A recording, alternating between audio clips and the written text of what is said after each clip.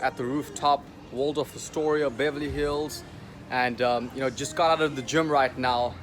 It's all about pushing your life to the next level.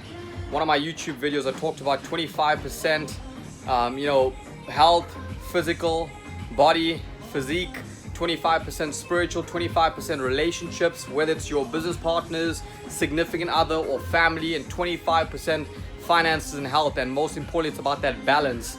And we're just in the pool right now. It's all about, it's not about making money and just making money. It's about maintaining that lifestyle, maintaining every aspect of your life, fulfilling every single bit, the 25% that makes up 100% at the end of the day.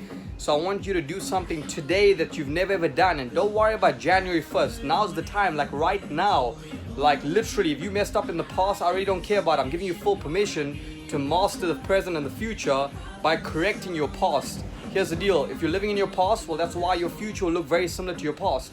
If you're living in the present, that's why your present will look very similar to the past. It's all about the future. It's all about living in the future. Your whole life needs to be purposely driven and not by coincidence or by luck.